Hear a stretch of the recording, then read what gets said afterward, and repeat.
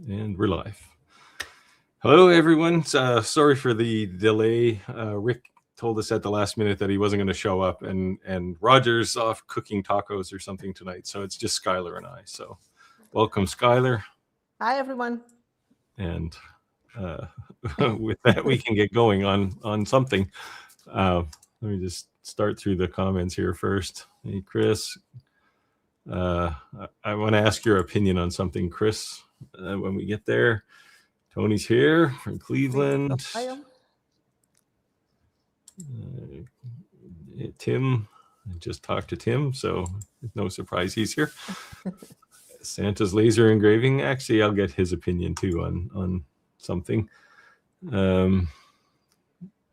David's back. Hey, David. We got a whole bunch of people saying hello. Let's see if we can find people who are new. Phil's here. Hey, Phil. And Radu, who's saying hello to everybody too. What else do we have? I guess that's all the new. Oh, Jim is here. Hey, Jim.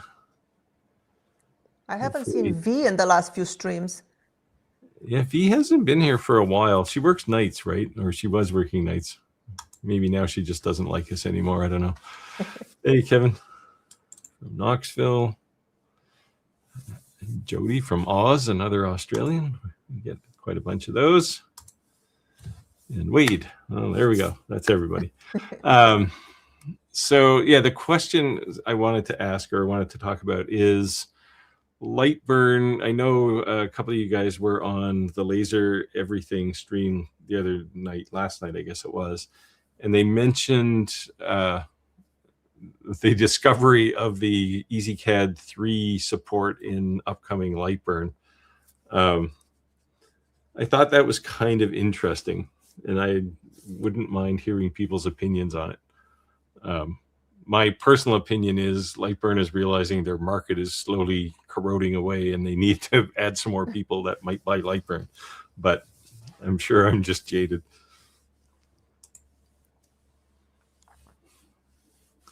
QBF Workshop, hey, from Texas. Everybody. Oh, Jody, JM Creative Studios. Hey, Chris. Oh, no, he's saying, hey, Chris. Hey, Jody. Wow, North Macedonia. Cool. Hey, Martina. Wow. Oh, Martin Tanas. You're European. Read that, Skylar. That one. we'll just stick with Martin. So what's going on with you, Skylar? Nothing much. Just working away. Sales starts to pick up a little bit this week compared with the last few weeks. So just been busy. Of course, the bad news is you can't afford to put gas in the car to drive it to somewhere to sell it now, right? I'm thinking about getting an electric car. Yeah, I know you have one. I have to confess, I chuckle a little bit now. I feel sorry for people who are paying, dollars for gasoline, but it makes my purchase seem like a wise one now. Yep. I've thought about it for a few years now. Just need a new car now, so might get one. Yeah, I like mine. I don't think I'll drive a gas car anymore. Yeah, I don't even drive far. I just, take kids to school and go grocery shopping or whatever. So I don't need it to be. Well, I've driven mine halfway across the country. So yeah, they have charging stations now everywhere. It's not like in the beginning where you have to really think your route. Dennis is here from West Virginia. Hey, Dennis. Oh, Martin says, don't worry, it's okay. As long as we're okay calling you Martin. John from British Columbia. Hey, John. Hi, fellow John. Canadian. Other end of the time zones from me. Chris says more CNC use. More. This is the LightBurn thing. More CNC and use 3, and that's why. I think it's just a flow on. flow on from the work they're doing. Sorry, they're doing from MillMage. See, I don't know about that, because I don't know what kind of useful things they're going to get out of EzCad3D for MillMage. I mean, I know the Z-axis stuff is there, but I don't know. Like, it just seemed weird, and it's not a partnership. Like, they just did it, and the EzCad guys, I'm sure, are not overly happy about it. But for those that don't know, they're supporting the EzCad lasers that use the EzCad compatible controller, and there's a few of those, and and certainly it's very similar to what CNCs use for controllers, so they might get something out of it for MillMage, but I don't know. It just seemed odd to me. I mean, I only have one laser left that I use that has LightBurn on it now. They probably should spend more time actually making LightBurn to work with every laser that there is actually now on the market. I'd be happy if it worked with the ones that they already say they support. Right. They kind of half work. Well, I guess probably in Windows it's fine. The Mac version crashes every now and again. It just goes off into mysterious never-never-land. I don't know if the Windows one does or not. But yeah, I don't know. I use a Mac. Yeah, so do I. My problem is with the lasers is like half of them don't want to connect to LightBurn. It takes forever until you connect them. Yeah, well, the Find My Laser stuff doesn't work all the time, but that's one thing. You can always manually configure it, but sometimes the connections are just a bit odd for some reason. I don't know. And it's not like if you use, pick your software, like Xtool software, it never has trouble connecting to its own lasers. Like, they connect instantly. And some of the other tools where companies have written custom software for their lasers, they seem to work quite well. But Tim says, not till tax comes in October. Yeah, taxes. I had to pay tax this year. It bothered me. Well, I have to pay it. I haven't filed yet, but I'm going to have to pay, I don't know, close to $1,000. Couldn't quite write off enough things this year. Santa says, I asked the question last night if it was ketchup. Yeah, I saw your question there, which is why I asked. I personally think there's merit in this. I think they're trying to, like, the market's getting chipped away, right? Laser companies are disappearing, and a lot of the big companies that are left are building their own software now. And they're seeing their market erode, and then they're looking over the fence at these EzCad controllers going, yeah, we can support those, and maybe we can get some more market share back. As much as EzCad sucks, if somebody bought a laser that uses EzCad3 and they've made an investment to learn it, I think they're probably not going to switch to LightBurn. They might, but I don't know. I wouldn't if I spent, a year learning EzCad because it's a pain. I wouldn't. Did I read that question? I wouldn't necessarily look at LightBurn as an opportunity, because you've got to learn everything all over again. You want to take this one, Skylar? Engraving words on a block edges are dark. Seems like overscan, but I can't find settings in LightBurn. Oh, now we need to go back and find out what Brady's question was.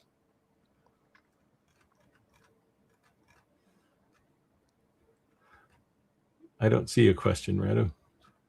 Did you ask something? What's the context of this statement?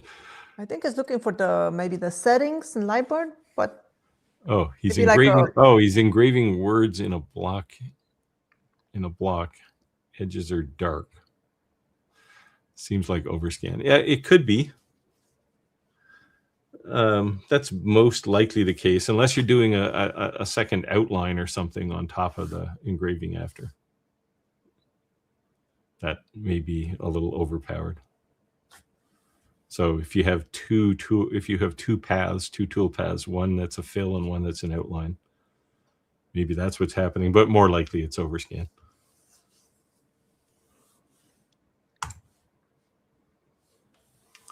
Plug-in hybrids are best for Canada. I don't know. I have never had any problems with my. I don't even like. They always talk about range anxiety with EVs. It's like I don't have that. I don't know what that is. I can drive just as far in my car as a gas car can drive. I think that was more a thing in the beginning when there was not a lot of stations to charge it. Yeah. But now you have them everywhere. See, I don't generally go to chargers. I mean, I charge at home, and I can drive, 500 kilometers, whatever that is in miles, which is farther than I ever want to go. So, but like I said, I did drive halfway across the country, and I did use a lot of, well, not a lot. I used a few superchargers on the way, and it was pretty uneventful. Especially the navigation. The navigation routes you automatically through them, right? So. Do they at least have them next to a restaurant or something that you can go? Yeah, they're always in like malls and yeah. places like that. You don't have to sit in the car, just wait. Well, you can watch television. You can watch YouTube while you're sitting in the car. So I don't know. I have my only gripe with plug-in hybrids is you've got twice the complexity. So twice as many things to potentially go wrong. But Toyota's certainly perfected it. Santa says, I think from what I've seen about Alien Cell and future lasers, they may be starting to use more Z-axis for laser projects where you just do maybe one side of a tumbler. Yeah. I mean, this is the thing, right? And I mean, the Alien Cell definitely is supported by LightBurn, but the whole reason for buying an Alien Cell disappears when you use LightBurn. Now their software is a little simplistic, but so you don't have to use a rotary tool. It just does the curve engraving, or well, so there's a whole generation, a new generation of lasers that all can focus on curves, right? So now you're still on a steep curve. Like if you go more than, you can't obviously go more than half of the diameter, right? So so when you get to the edges, you're still going to have distorted beam hitting things. So it's not perfect, but most people don't, if you're going to make something that big, you're probably going all the way around anyway. So is it the same like on X tool where you have to take the probing and, figure out the 3D shape and then it does it? Well, some of them are like that. Some of them have LiDAR type focusing on them. Alien Cell, I think theirs is some sort of range finding as opposed to, although they do come down and touch the material. So what they do is actually they come down and touch the material, and then they go over to some known location on the side, and they have a little pin focuser thing, a measurement like X-Tool. It's better than X-Tools actually, but it goes over there and then measures the distance between those two to get the actual height. Works really well, actually. The X-Tool one on the S1, it always frustrated me because inevitably the little pin was hanging down while it was trying to move the head, and it would rip it off the side of the laser head. Yeah, but the magnet was pretty weak. This one never does that. So the full points to Alien Cell for their focusing. I don't know if X-Tool is fixed. I've only done that curve engraving with the X-Tool just for the testing, but then I never actually had to use it in real life, so never used it. I mean, tumblers in general are kind of a corner case for me, but I have used it for some kind of curved things, like things that are kind of wavy, and people wanted focus like an engraving across it, and it's good because you can say, well, that's really hard because that's not how light works. So then you can say, well, I'm gonna have to charge you more, and they go, yeah, okay, I realize it's hard. So there is benefit to it from a business perspective. But hey, Terry from Texas. Chris says filling up the EzCad3. I think filling up the EzCad3 is just to give them potential sales number. Yeah, see, that's what I think too. Like, I mean, they're a private company, so they don't have to announce their sales numbers to anybody. But I think their market is slowly disappearing, because name a laser company now that of any measurable size that doesn't have their own software. Like Longer has their own, Algo Laser has their own. It's usually free. And it's free, right? You bought the laser, so here's the software. And even if it's, LightBurn is definitely pretty good from a design perspective, but it costs money. And, we all live in the real world, and money's hard to get now, right? So people look at it and go, yeah, I'd like LightBurn, but I'm not going to buy it because it costs money. So I don't know. It's just an interesting turn of events. The fact that there wasn't like an announced partnership kind of suggests that it's really about sales numbers rather than, oh, we can benefit from some technology that's in EzCad. Chris says again, op started with one comment, finished with another. Op. Oops, maybe. Oh, oops. Yeah, oops started with one comment, maybe another. Jack in the shop. Hey, guys. Hi, Jack. Loco for locomotives. Cool. He's a modeler. At least maybe he's a train engineer. I don't know. But hi, Ken. Ken from Washington State. Hey, Ken.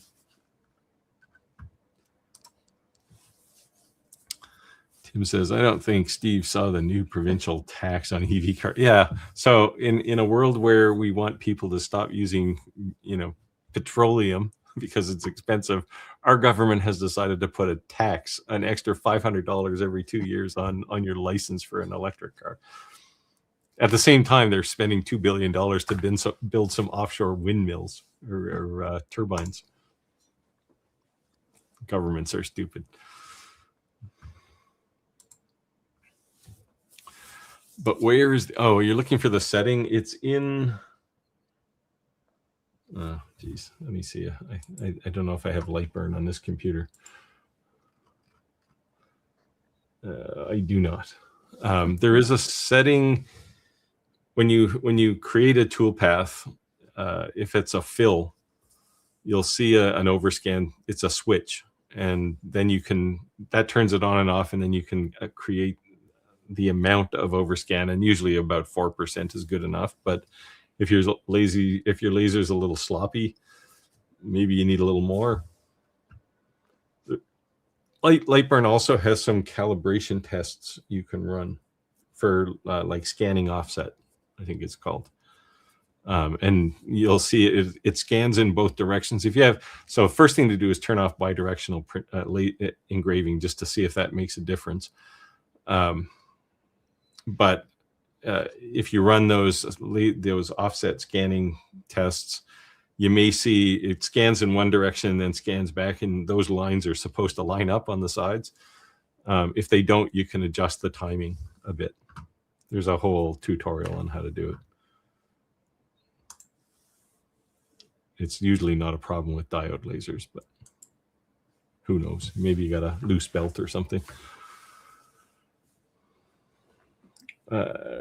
Chris says to Radu, depends on the controller. Overscan on Ruida controllers. Do the overscan, ignore what LightBurn tells it. Yeah. If it's a CO2 laser of some non-name brand, we'll say, although I think Omtech uses Ruida controllers, they will just totally ignore the scanning offset, the overscan. So you'll have to do it a different way with those. But if it's a diode laser, it's gonna be supported in LightBurn, so you should be able to do it there. Oh, it's a longer B1. Well, it doesn't matter what the controller is. It's probably some ARM type controller, but try to turn off bidirectional engraving and see if it at least limits the darkness to one side. If it does, then it's definitely an overscan issue.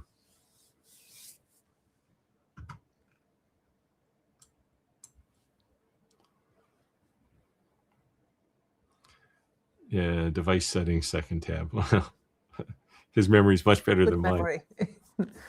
Yeah, that's where I think all the offset scanning offset stuff is, but you can actually control the percentage of overscan in the toolpath, in the layer definition for a fill. It's right at the top of all the settings on a layer setting.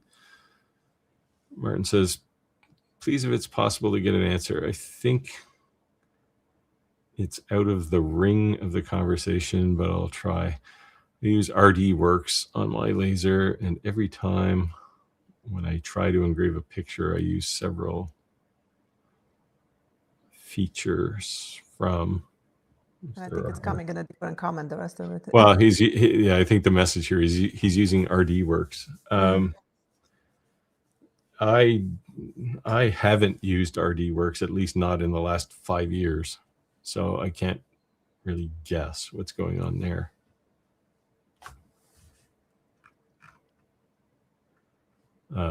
If anyone's used RDWorks, this means it's probably an off-brand CO2 laser, like a K40 or something.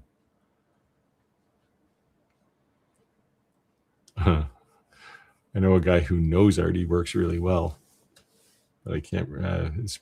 I mean, I know who he is. He's Ross, but I can't remember what his YouTube channel is. He does a lot of RDWorks stuff. Acolp. Wow, we're getting lots of new names here. Is there a good cheat sheet to get a good starting point for engraving different Yeti tumbler colors? 60-watt MOPA fiber. So the paint, the powder coat on the mug doesn't really matter too much to a fiber laser. It's going to blast through it anyway. The problem with a fiber laser is when it gets to the stainless steel, it's going to mark the stainless steel. So it's probably going to make it black. Well, I won't say there's not a lot you can do. You can play around with the settings a lot to get that right. Probably a higher frequency, right? And yeah, well, you're definitely going to have to go faster too. Faster, more lines per inch. Yeah, the real laser for painted tumblers is a CO2 laser, because but then you won't get colors. I think he wants to get colors. Well, he's talking about the color of the tumbler here. Oh, okay. So the painted. Yeah, the painted ones. So CO2 lasers will blast through the paint and then stop at the aluminum. They'll just make it shiny. Fiber lasers are very good at marking stainless steel, so they'll turn it black. I know this because I screwed this up at one point. Yeah, I went to all the trouble to take a very expensive tumbler and put something on it, and when I went back to look at it, it was black, and I was not happy.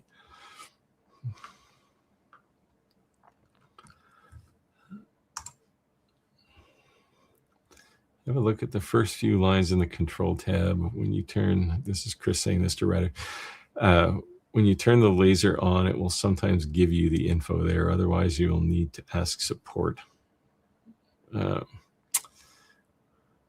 This is for the overscan. Man, I wish I had LightBurn installed on this machine. I don't have lasers in here, so I don't normally keep LightBurn here, but it's there. Actually, if you just Google LightBurn overscan, you'll be able to find it, I'm sure. Where it says, program, but can you assist me please to improve picture scanning except for Imager and Luma Point, I guess that is. What is the best program to improve picture settings?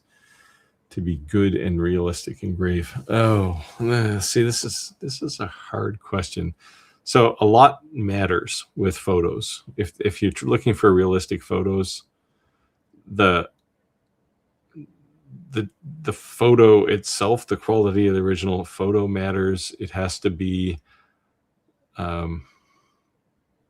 you're probably going to want to use something like Jarvis to engrave it rather than, certainly not grayscale. That would just make a Grayscale mess, is the especially on a hardest. CO2. Well, it is on a CO2 laser. It's not so All bad. right, On so a it doesn't diode have that laser. much range. Yeah. Yeah, CO2 lasers are generally on or off. So, yeah, this would be very hard to answer. I mean, you can send me an email with a photo that you're trying to engrave, and I can look at it, or the results you're getting, and maybe something will come out there. But Imager is one of the best ones to use, especially like if you're trying to do, if it's just a straight photo as opposed to something like a depth map. Imager should do it, and then it's just a case of finding the right settings for your laser.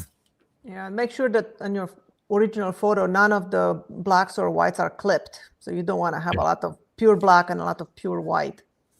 Yeah, you want to look. Pure white, yeah, it's not going to mark anything on the wood, and if it's pure black, it's just going to burn it.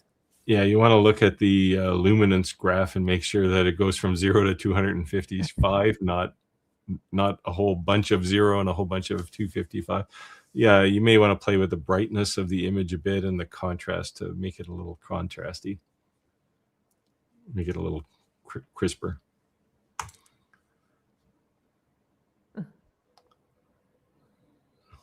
Well, hopefully thanks is deserved, but we'll find out. But you can send me a picture of the image and I'll take a look at it, and it'll give me a feel for what you're trying to do there. Jim says, started engraving clear acrylic business cards, obviously on your CO2 or your, do you have, yeah, you got a UV laser, 1/8 and 1/32. Wow, those are 1/32 is pretty thin. I guess they fit in your wallet better. Except, well, they're acrylic. Yeah, they're flexible a bit, especially when they're that thin. I haven't talked to you much, Jim, to find out how you're doing with your glass, whether you have given up on glass. It's hard. Glass is just brutal. It says scan adjustment in device for adjusting scan lines to each other. That's the scanning offset stuff. Not how far off image. Not how far off image to slow speed up. Yeah, well, there's two things here. There's scanning offset, which is in each direction. How does the laser start and stop at the same point?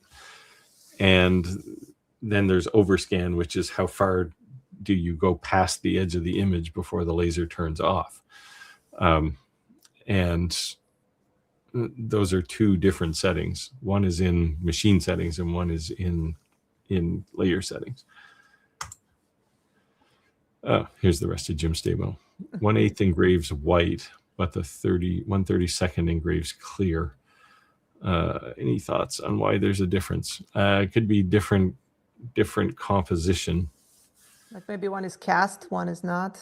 That's what I'm thinking. Yeah. I had good luck with cast acrylic. But yeah, that's all I use. Yeah. Yeah, the extruded type of acrylic is.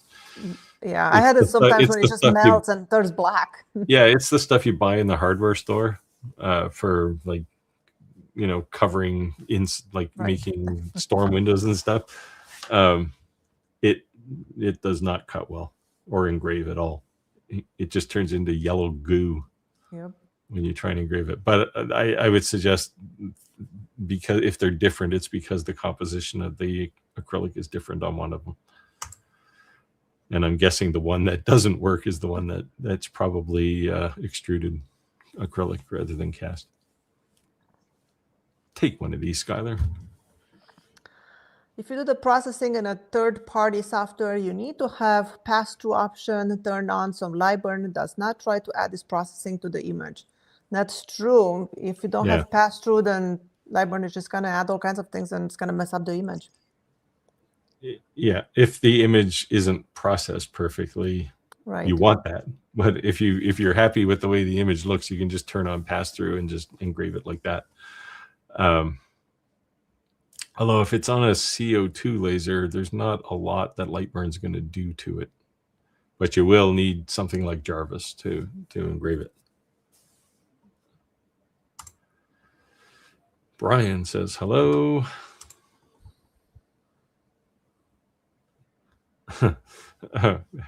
Now Wade's getting into our local politics. Yes, they took the tolls off of our bridges across the bay, across the harbor, and then they're going to tax EV drivers as a result. So, well, they added tax in most cases to compensate for loss of revenue. Well, this is what they say, but the guy across the street from me has like this massive Ram pickup truck thing, and he probably uses more gas just driving out to the street than the energy I use, and he doesn't necessarily he pays his tax to drive on the road, but he's not paying his tax to pollute the atmosphere. So I don't know, it's one versus the other. Robert says, I just got a Creality K2 Plus. How would you rate this printer and the software? Is it hard to use? If Roger was here, he'd be telling you how terrible Creality is. Creality support is I have friends at Creality, so I'll try not to be too mean, but their support needs work. But the printer itself is actually pretty good. I haven't used a K2. I have a K1 Pro, and I put a lot of miles on that thing. I now have a Bamboo H2, but the Creality is still alive. So it's a pretty decent printer. Their software is it's okay. It's mostly machine control. You're not going to do. It's not like Orca Slicer or something where you're going to do a bunch of design potentially in there. I'd say use Orca Slicer if you can get a K2 driver for it. But then you lose things like the live camera and stuff. So it's one versus the other. Santa says he's coming from an AutoCAD background. LightBurn was an easy transition. Yeah, for sure. The design in LightBurn definitely is one that a lot of people want to copy. Then when I bought my little F2 and started using Xtool Studio, I was impressed. I don't design anything in any of the lasers software. Yeah. I just go to Inkscape. I do everything on Inkscape, export to the SVG. Yeah, I was using Inkscape. Oh, let me finish Chris's statement here first. Neither are true design tools, but Xtool is ahead. Yeah, so Xtool, and I think this has to be keeping the LightBurn guys up at night, right? Because a year ago, Xtool was, I'll say, fairly far behind. But when you look at what they do now, first of all, every tool you buy uses their same software. So whether it's a laser welder or a laser cutter, or even their DTF printer, they all use the same software. And if you learn how to use it, you can use any of their tools, right? So it has a big advantage that way. But yeah, I don't generally use LightBurn. Even when I was using a lot of LightBurn, I didn't use LightBurn for design. I used a separate design tool. And the reason wasn't because I didn't like LightBurn. It was because I had LightBurn and Xtool and Vectric V-Carve. And sometimes, depending on the customer, they wanted to cross 3 or 4 different things. And it's easier to just have it separate and then import it into each tool.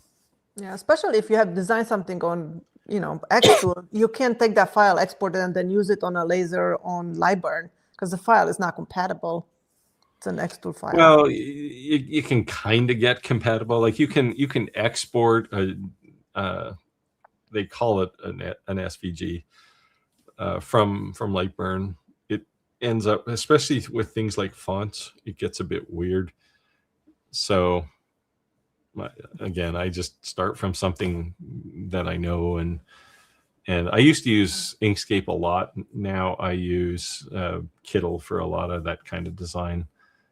Now, if I need straight measured lines, I'll use Fusion for that rather than. But yeah, I've spent many hours in Inkscape too. It works pretty well, and it's free. And it's free.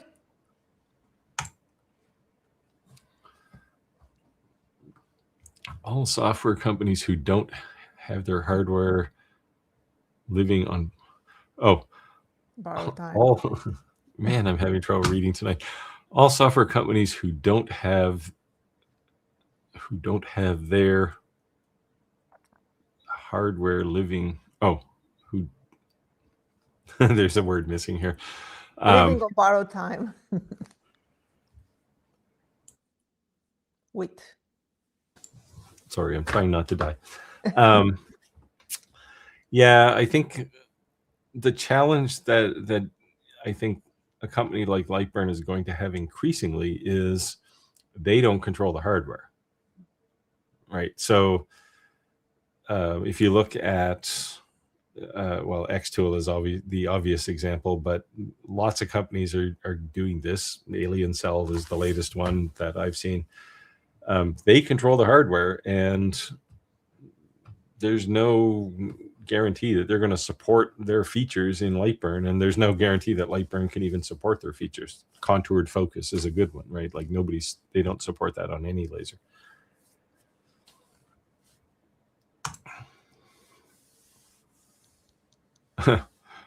Jack says, I didn't know anyone still used RDWorks.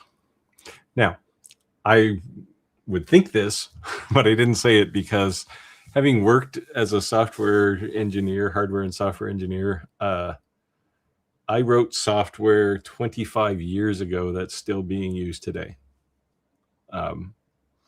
So software can live a long time. And if you invested in learning it and it works with your laser, because there are definitely some K40 lasers that are only supported in RDWorks.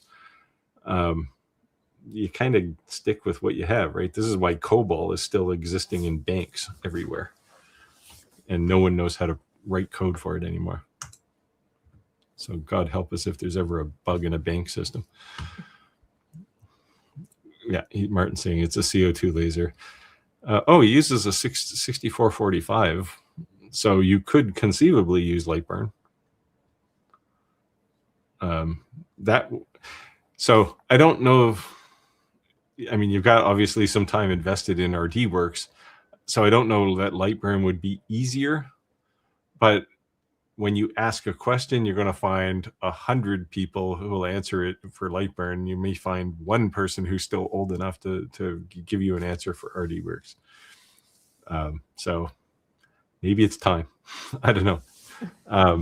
You do have more control in LightBurn over things too, as long as it's not contoured focus. 130 watt. It's a pretty impressive laser. Ross, faux hammer. No, different Ross. There's a lot of Rosses in the YouTube world. And if I can remember his YouTube channel, I'll post it here.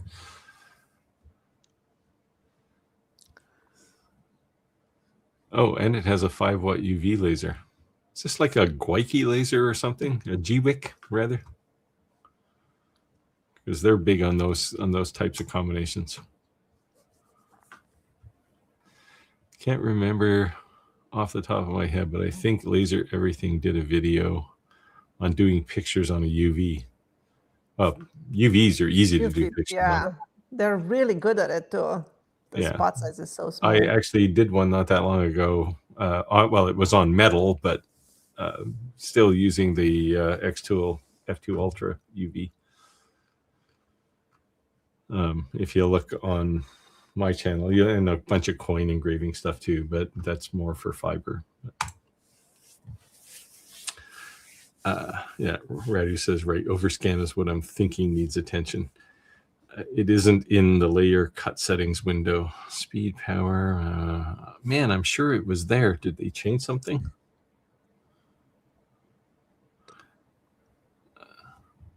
Maybe it's, no, there was some place where you gave it the percentage of overscan, and I thought it was in the layer window.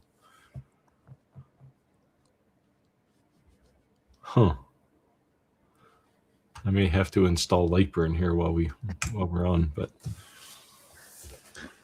What did you two do? Lock Ricky and Roger in the closet? Now, Roger's cooking tacos tonight, and Rick had a family emergency. Some kind of family emergency, so. Ditched us in the last minute. I feel so used. Jim says he'd taken a hiatus from engraving glasses. Yeah, that's a wise thing. The longer break you take, the better you'll feel too, just so you know. Went back to it today and had to stop due to a disconnect issue. Yeah, you were having some cable issue, right? Hopefully you get that resolved. Bad USB cable. X2 software has gone from toddler to adult in the last 12 months. Yes, they're growing fast. They're pretty much dominating the whole laser world now, like the market.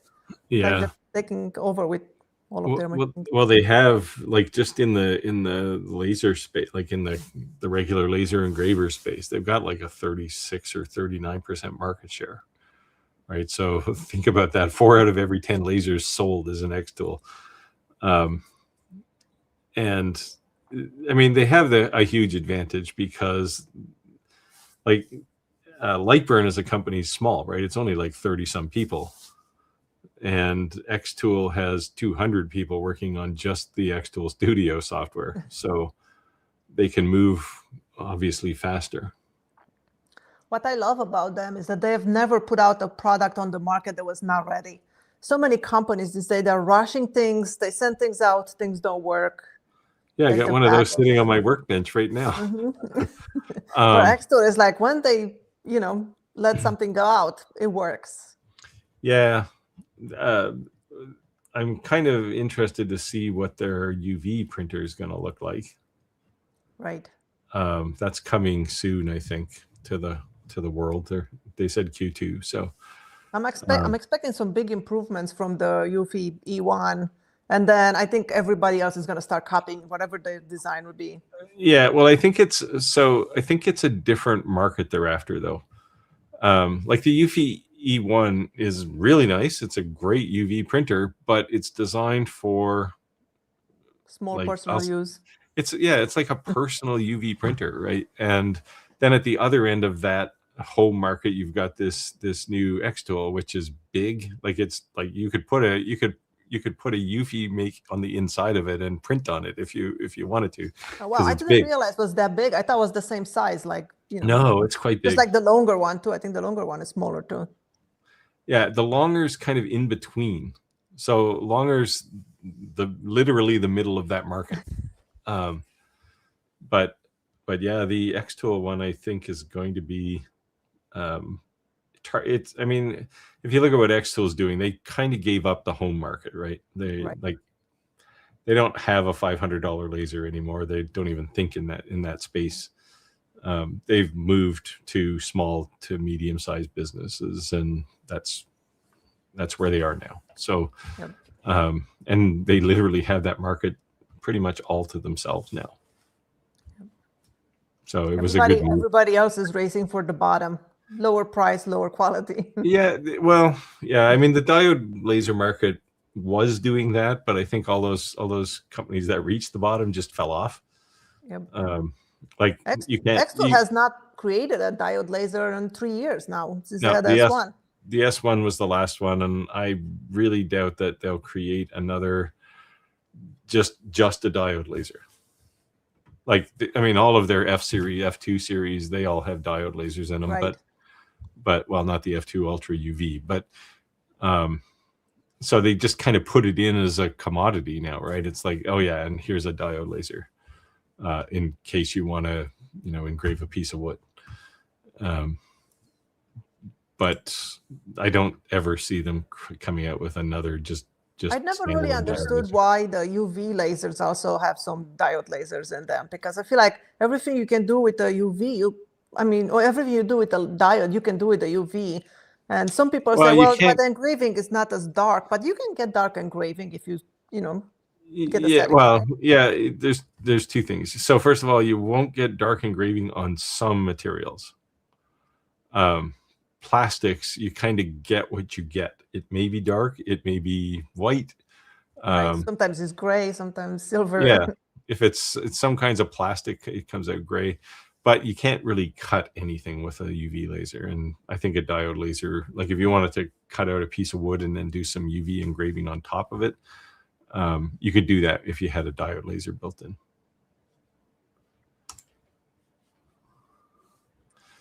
A coffee mug salute. Oh, I don't have my coffee mug here.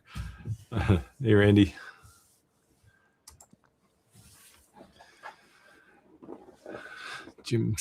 Chris says, Jim, if time is not an issue, I find I'm getting great results with the 004 split. Yeah, well, anywhere in that under 0.5 millimeter kind of split. But I think Jim accidentally, well, I don't know if it was accidental, but he did send me his rotary settings, and I looked at it and went, it's 5 millimeters. Wow. I mean, on a CO2 laser, you might be able to get away with that, but he was trying to do this with an Omni 1, and 5 millimeters out on an arc, you're going to be out of focus. So I think a lot of the problems he was having was because of that. Focus. But that was something we never discussed in conversation. So I think I suggested 0.1, but if I don't do that many round engravings, so if Chris says 0.04, I'd try that. Skylar, what dust collector? Your dust collector looks just like mine. Shop Fox. Yep, this one, it's the 2 horsepower Shop Fox. I have 3 dust collectors. That one has become one of my favorites right now.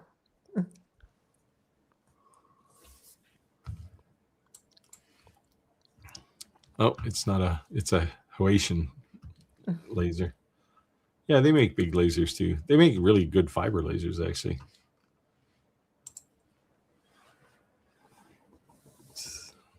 Santa says, Grayscale, Jarvis, and others. I'm still trying to understand. Skylar, from your photography background, do you have any advice? I've not done many photo engraving, so I can't really advise much on it. My understanding is that Jarvis, the way it engraves, it just does those little dots. So it's it makes the pictures out of dots, versus Grayscale is just like a smooth flow from white to black. Yeah, with Grayscale is more like a photograph, whereas Jarvis is you get gray, you get shades of gray based on dot density. Yeah, like if you look with the magnifier to a dollar bill. Yes. So dots. Yeah, well, that's like an etching, but same idea, right? It's made up of a whole bunch of lines rather than dots. The Grayscale is realistically only going to be useful on a diode laser, although I did use Grayscale on a UV laser to engrave metal. That metal engraving video I did, I believe I used Grayscale there. Sorry, that's a fiber laser, not UV. But Jarvis will work everywhere. So start with Jarvis, and if you want something that looks a little nicer than that, and you have a diode laser or a fiber laser, you might be able to do Grayscale. What I did, I mean, a lot of these terms have been around for a long time for software geeks, but what I did was I actually built myself a test that prints just a little image with each of the modes. In fact, I did a video on that too, about a year ago, probably. And it gives you a feel for how good each of those modes works on any given piece of material, because some materials work better as well. There are things like, I mean, you can call them binary materials, like acrylic. It doesn't matter what kind of laser you're going to use. Acrylic is either engraved or it's not engraved. There's no in between. There's no gray. So for that, you have to use Jarvis on any laser. So there's lots of variables here. Could be the laser, could be the material.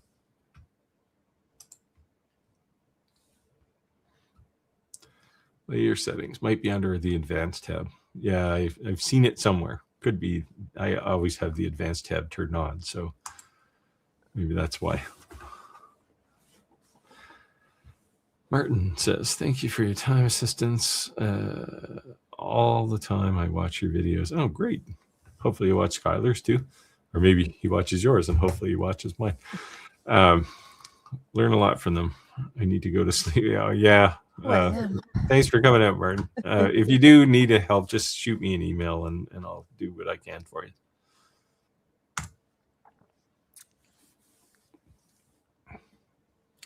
Only thing in advanced cut layer is the window, is the ramp. Man, I'm going to have to find this because now it's going to bother me.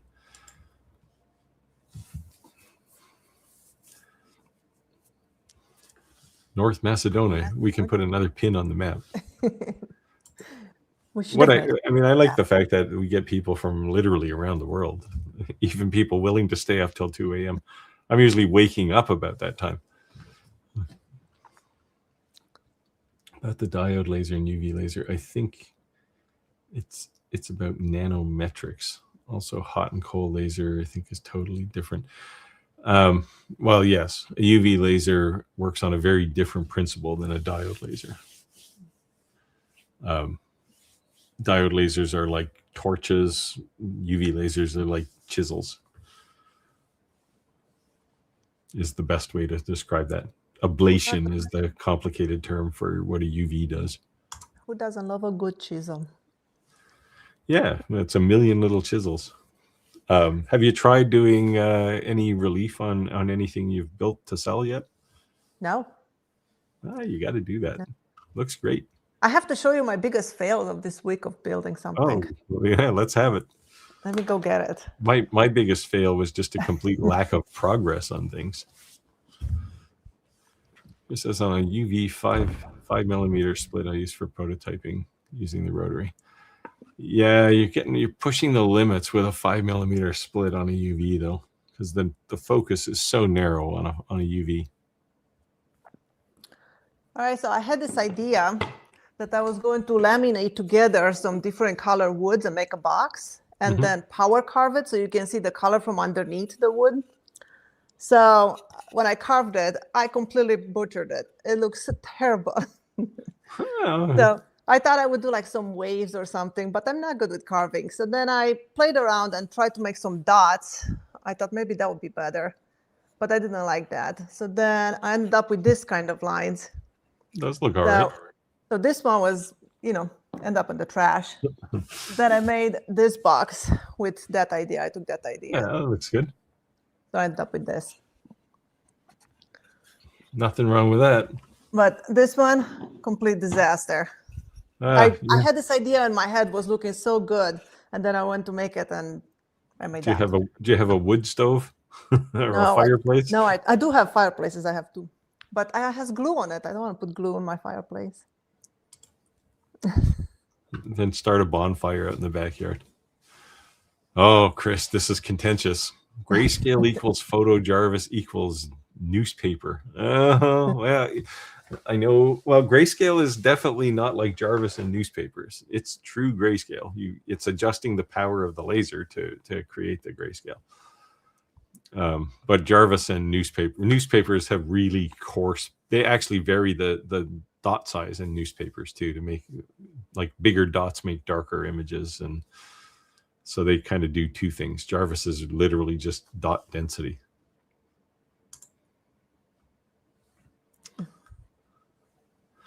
I can't run LightBurn on this computer due to the drivers used by other programs. I need to run on this one. Yeah, LightBurn. There shouldn't be anything bothering LightBurn from a driver perspective. I run like usually 5 different slicers and 2 copies of LightBurn. Well, I don't, not anymore, but I used to run 2 copies of LightBurn all the time.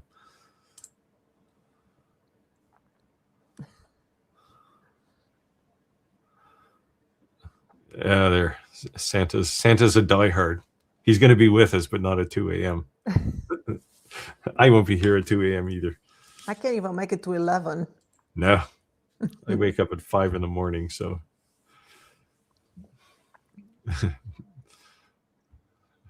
Oh, 2 a.m. means, Chris says, 2 a.m. means I still have an hour or two before bed. My God. That would be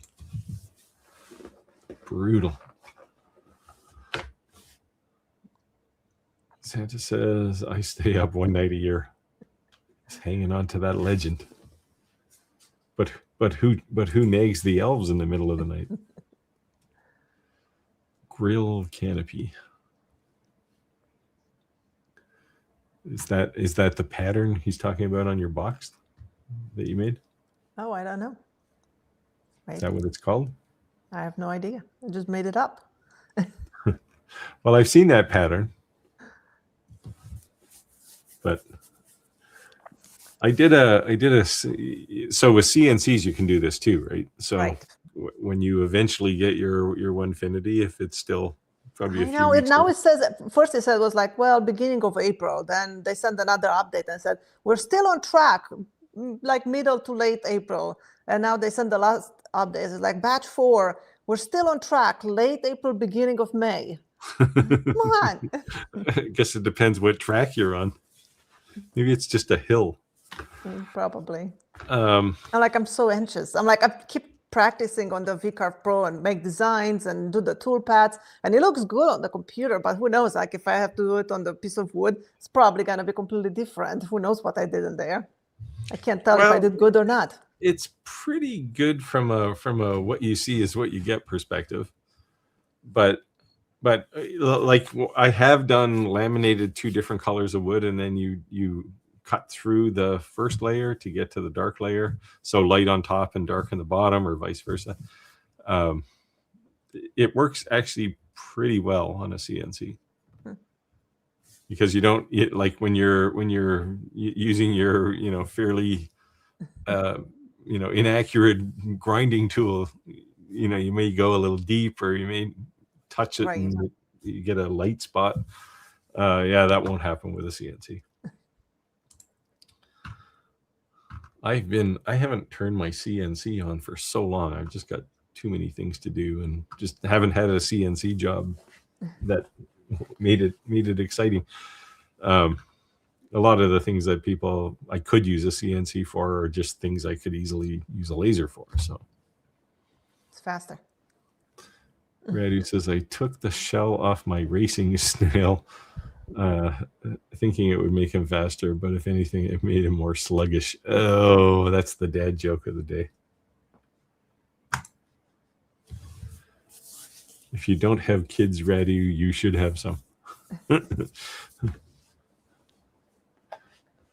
Maybe the track is delaying shipping. Yeah.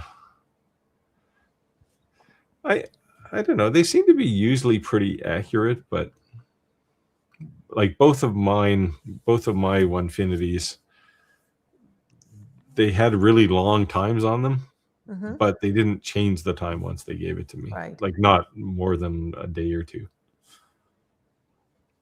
Yeah, I've been using my Shaper Origin, and I can do a lot of things with it. But then the more I use it, the more I'm like, cannot do this, I cannot do that. It's not a real CNC. Yeah, I don't know how Shaper stays in business, because you're either going to use a router or you're going to use a CNC. They're literally in the middle there, right? I mean, I guess if you're doing something big that's too big for a CNC, it's probably then it's great for it. Yeah, like or if you're doing quick, a whole it's so easy to set it up, and it just doesn't take much room. I mean, it just takes like it looks like it would be complicated to set up. It's not. because you can make a grid. So that's like, you can just measure two sides, the X and the Y, and then it has a grid. So you can make that grid like every 1/4 inch, 1 inch, and you can place your design wherever you want. It's pretty much the software. It's as simple as the Xtool software. And that's pretty much all you can do, but with the router, not the laser. But what's with all these little domino tape things? That's how it knows where it is in space. Yeah, do you have to? Yeah, but you have to put those down. Well, I have their bench where it's like you buy it and it has the dominoes is already on it and it stays there and it's always there. So now it knows every time I use that bench, I'll show you. It just knows exactly where it is, so I don't have to keep putting them down and pick them up. Oh, we're going on a road trip. Yep, sorry. No, that's okay. So here is what it looks like. Huh. So they stay in there. It's attached. So that's just how it knows. It almost looks like a laser frame. Yeah, it does. Wow. But you can use things, you can clamp them on your work surface here, or it has this thing underneath and you can put things standing up too. So if you want to do dovetail or something, you can put your wood standing up and remove this platform.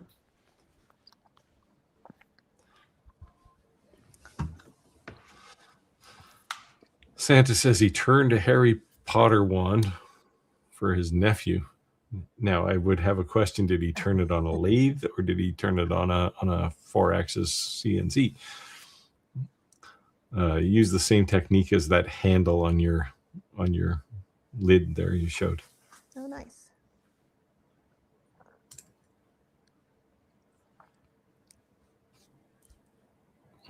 Yeah. So, yeah, Chris says he'd much rather wait the extra time to get products that were yeah, this is the tedious balance of YouTube, because if you wait until the thing is stable, it's going to be out of date. But if you go too early, then people say, well, I can't even buy it yet, or they get one and they've made so many changes to it from the time you reviewed it that it doesn't look the same. But I do like Xtool's model for releasing things. Like, they still call them, so anytime they've shipped me something like the F2 Ultra UV, they said it was a prototype, but then 2 weeks after they sent it to me and I did the review, they started shipping them. So they don't, I guess there's like the alpha phase, which is what a lot of companies send you, and I get too many of those where they just don't work.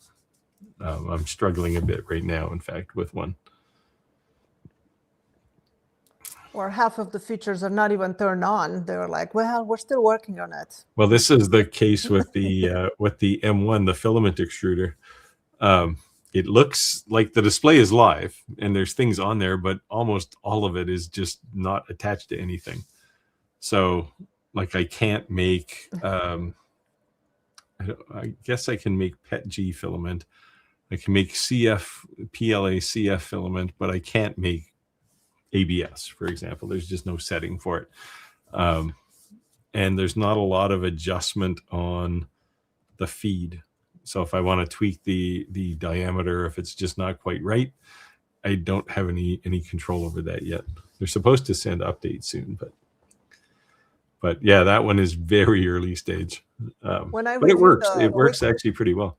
When I reviewed the WeCreate Lumos Ultra, it works great, but they're supposed to have autofocus, and there's a button that says autofocus, but it's grayed out. They're still working on it. Yeah. Oh, well. Randy says, I've been researching old wood, and this is probably one for you, old wood preservation techniques. If I may, what are your thoughts? This is all you. The answer. I don't know anything about wood preservations. I buy all my wood kiln dry and just sits here until I use it. And it's all new, so there's no reason to preserve it. Yep. Yeah. I don't have one big piece of redwood that I bought at an auction, and I was like, I don't have anything to mill it because I can't slice it. It's too thick. It's like 7 inches thick. Oh, you don't have a big enough bandsaw. Yeah, no, well, it wouldn't go through it because it's huge. It's like, 90 pounds. Oh. It's a big slab. Get help. Yeah. I saw a guy down the street. He has a mill during the summer on the road there. He's like milling wood. Maybe I'll just stop by one day, ask him if he can mill it for With me. your piece of wood, can you cut this in half? Yes. I'm sure he will. It's me. Oh, yeah. Hopefully. This one, you can take this one since it's about The shaper is a niche tool for taking to job sites mainly, like engraving floors, etc. Definitely very portable, capable, but some things. Looking back, when I bought it just to make inlays because it will go so much quicker. Then you can have so much control. And I loved it for that. I did some box joints with it, and it was taking too long to use it for that, so I just do them on the table saw now. But looking back, the money I put into that with the whole setup that I have there, I think it cost me around $6,000. So I could have bought the real CNC for that money. Yeah, you could buy a nice CNC for $6,000. Yeah. So. Yeah, it's funny that you say it takes too long. When I watched your last video there of you shaving like one little slice off the corner of a piece of wood and then trying to fit it in the box. Nope, needs another slice. It's like, holy cow. Yeah, I don't mind doing that kind of stuff if it takes long, but if it's just the setup time, like a machine to keep like, clamping and doing setup, and box joints I can do on the table saw in like 0 minutes. I have the jigs that are all set up and I can just do it quickly. Yeah. I finally used my table saw just recently, my saw stop to do a 45-degree angle. It's like, nice. I mean, I always cut straight things, right? It's like, was it a short miter or a long one? I hate cutting long miters. It wasn't like I had to worry about my fingers or anything. Boomer OZ3GR OZ. I'm sure that means something, but if you double click on the layer in the cuts layer, we're still trying to find the answer to this. If it opens the details window for that layer, then if you change the mode to fill, yes, and using the down arrow, this is like some of these shortcuts for video games. It will show you the overscanning as a percentage. Yes, this is the thing I was thinking of. You're not in the frame, by the way, anymore. It's just me on the screen. Oh, sorry. There. How's that? There you are. Yeah, it's. I knew it was there somewhere, and I think if it's not set to at least 4%, you're probably going to get a little bit of weird overlap. So, but that's where it is. Fortunately, somebody has LightBurn up and running.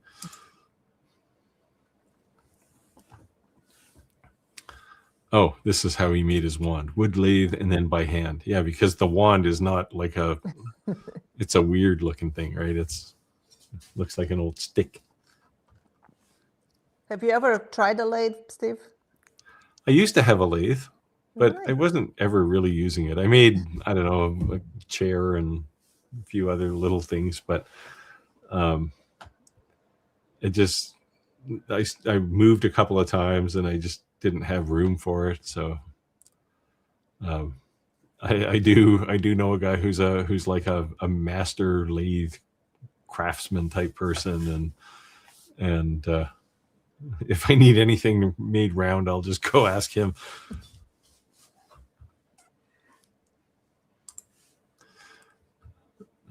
Oh yes, Zentenro. Here I am. I'm here. See, this is what happens when Rick's not here. He manages all the buttons. So I was trying to think of my disaster for this week.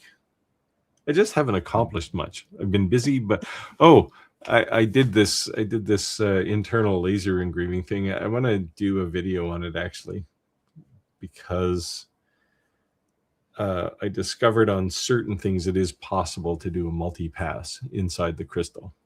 And now I've also similarly discovered that you can do 2 passes, because if you do 3 passes, you get a horrendous fracture in the glass. Oh, fracture. I'm not sure what drives that, but yeah, when I get time. I keep saying I wanted to do fewer reviews, and hardware just keeps flying in. So I know, I'm the same way. I'm like, I don't want to do any more reviews. And then next thing you know, it's like, oh, okay, I'll do this one. Yeah, well, I'm gonna get like I'm still catching up on things from 2025 that I committed to, and I'm just getting them. I have far fewer commitments from 2026, but it's not fun. It takes a lot of time. Any new videos you have coming up? I'm finally getting around to the bamboo H2C video, although I didn't want to do just like a goofy review where here's the specs, let me read them for you. So what I did was kind of look at 5 things, because I've had it for 4 months now. So I would looked at like 5 things I've learned about how this thing is useful. So I thought I'd get it finished today, but I ended up dealing with a few things. So sometime, hopefully by tomorrow, I'll finish it. I'm still waiting for Rick to come up with all his CNC videos. Oh yeah, he's got like a room full of dangling carrots, right? He's just like, here, it's coming, can't have it. He was going to do a bunch on coin challenge coin polishing too, but I thought that the PW one, the CNC was sent to him for review. I'm like, that was a long time ago. Yeah, well, he's a lot of YouTubers aren't as eager to get things out of the way as say you and I might be. Like when I get a piece of hardware, I gotta deal with it. Otherwise, it's just gonna occupy space. And, yeah, but I got rid of a bunch of things this week.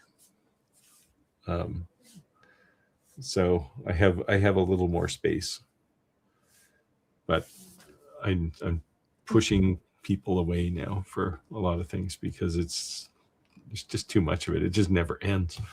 And people, I mean, you get it too, right? Oh, you get free stuff. It's not free. It takes a long time, way longer than to do a proper project video. I have a friend. She's a YouTuber. She doesn't have a lot of subscribers. She lives here near me, and she is a very successful woman, runs a couple of businesses. She's the one that teaches woodworking classes. That's where I first got into the woodworking.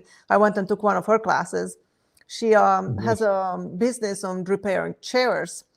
And but she got contacted by a laser company. I'm not going to say which company because I worked with them and I reviewed some of their lasers. But they sent her a laser that is about $300 worth, like one of those little things. And they want 3 videos for it. So she's been playing with this $300 laser for the last 3 weeks. She cannot make it work at all. She can't do anything on it. And she has a laser. She has an X tool. But this one, their software, it's not developed pretty much at all. So she's having trouble with it. So she spent 3 weeks trying to do this. Then she was like, okay, I'm going to try LightBurn. Maybe it works better there. So she got it to work on LightBurn, but she didn't have LightBurn before. So she spent over $100 on LightBurn now. She still doesn't have the videos. She's like, what did I get myself into? It's just like, I don't even know about this laser. Yeah, I might actually have the same laser sitting in a box. It's been in my shop for, I don't know, a few weeks, but it's a little box. So yep. It's a tiny. She brought it to my shop. She's like, Skylar, help me. I don't know. You know about lasers. I can't make this thing work. She brought it here. And I mean, we got it to engrave and cut a little bit, but it was like the framing was not working at all. You're just blindly putting things on the bed and hoping that the laser will go there. This sounds like the familiar early software problem. Yeah. But something but they asked for 3 videos for it, and they keep harassing her and sending her emails like, hey, I have an idea. Can you do this project on this laser? She's like, what project? I can't even make it to cut a square. I had one, actually it might have been this laser. They had the nerve to send me a video outline. Here's a video outline for you. And it's like, I don't care what you think the outline's going to be. I mean, if there's bad things, I want to say bad things about it. Yep. Yeah, so those I push back on hard. Like I said, I built this sort of ethics and kind of general direction sort of document that I give to to sellers now. I should actually share it with everybody so they know how I review things. And in there, it just basically says, it's my channel. I'm here to help people. I'm not here to work for you. So, don't expect that I'm going to do everything you say. Don't expect, if you say you need it, you send me the laser today and you need a video tomorrow, it's not going to happen. Like they're very aggressive. From their perspective, it's clear that the average YouTuber is a pawn in a game, right? And like, I don't mind helping companies that are building things that are interesting. Like, I wasn't going to do the alien cell, and then I saw a couple of things there, like the live focus stuff, and it's like, yeah, this is interesting, right? Like, this is pushing. People want to see that. Forward. But it pushes the market forward, right? If it's just another, here's another 5-watt diode laser that can cut a hole in something or engrave something, so what? Who cares, right? It's been done to death. And anybody who wanted one of those probably bought it already. So I look for things that are new or innovative in some way. Yep. And a lot of companies do now. They say that you say, okay, I'll review your laser, and then you wait and wait. And it's like, oh, it's not ready. Oh, we'll send it next month. Oh, now it's April. Now it's June. And you wait 9 months, then it shows up, and it's like, it shows up at night, like 9 p.m. gets delivered on my porch. Next morning, I get an email. I saw you got the laser. When are you gonna expect the video from you? Is your video done yet? It's still on the porch. I didn't even bring it in. Yeah, it's just you're not gonna get a good review that way, right? And and I kind of ghosted a company yesterday because they said, we'll lend you the laser. You can do 4 videos and then send it back. And it's like, forget it. Like, first of all, I'm not going to do 4 videos. That's how I got a company from 2 streams ago. Like, somebody contacted Rick something about the lasers, and then they immediately sent me an email when I went in the house. I had an email from them to review a laser. And they want me to do, they asked me if I would review it, and I looked over it and stuff. I'm like, maybe if you send me this one, because they had multiple lasers. They were like, sure, we can do that. We expect you to do 6 long format videos and 6 shorts for it. I'm like, no, are you crazy? So we own your video content for the next 2 months. Yeah, I'm like, no, I'm doing 1. That's what I'm doing. I'm just reviewing the video. I mean, I don't mind. So a review is fine, because then you can highlight, here's what's new about this. Right. I can do a short. Different than everything else on the market. Sometimes a short, if I have a project where I can use it in not an excuse kind of way, like, here's a project and this laser will actually help me, or this tool, whatever it is, I'll use it and do a video. That's different than being forced to just create some contrived project. My theory, what I usually tell the laser companies is, okay, I'll review it. I'll show a good overview of what the laser can do and stuff. And then I'll feed off the viewers, right? If they ask questions about something, can you show us how you do this, inner glass engraving, the settings or something? Then I'll do a follow-up. I have no problem. If the viewers are asking for that, I will do it. But I'm not going to, tell the company I'm making a video every week for the next 5 months for you. Yeah. So, like I do, like most companies, they send me the extension table and the rotary tool for pretty much every laser I have. I've never reviewed any of those. I show it and I say, I have it. If you want to see it, I can make a video on it, but I don't know how to use them. I've never used them. So let other people that use them, they know how to review those things. Yeah, I have a couple of project videos that I'd like to do. And I'll pick a laser, I'm going to use a laser, CNC, and a couple of other things to make this project the one I'm thinking of. And I'll pick one of them and I'll use it, and I'll say, hey, this is a whatever, and here's how I'm using it. Right. But that's the real world, right? It's like, hey, this is for an actual customer, and I'm using this tool in my shop to do real work, because that gives people a feel for, certainly how to use that tool, but what it's good for, right? So I try to do that rather than let's just invent a project and create something. I've done some of those and it drives me crazy. Yeah. And I'm also pretty clear that I don't do marketing videos. I don't hype things. If I like it, I'll tell you I like it, but I'm not going to say, and you got to buy it. Like click this link here or the world's going to end for you. Anyway, Santa says, I used to laugh at the older guys in my woodworking group who were turners. They constantly talk about we can turn everything with a skew, and you would talk about carbide tips. Yeah. It's true that a lot of the wood turners are these older guys, but man, you see some of the stuff they built. And it's like I wouldn't even know how to build it with a something like a CNC. Like they're turning the inside as well, right? So I have it's very thin. Like the wall of the thing is only like 3 millimeters thick. Yep. The instructor from my local Rockler, he's amazing wood turner. He's always, when I go there in the store, they all know me. So I go in and he always has his projects there. It's like, Skylar, let me show you what I did. And it's like cool little vases with like a neck about this narrow, but then it's hollow inside. Yes. And it's just amazing. You're like, wow, how, like, what? I can't even wrap my head around it. Yeah, my buddy who's a master wood turner has tried numerous times to show me the jig that makes that happen. And it's like, this is like, it's like rocket science, right? Because in order to make it thin on the inside, you have to know the contour on the outside. And it's... Yeah, when I turned my first bowl, with the same guy, I took a class with him.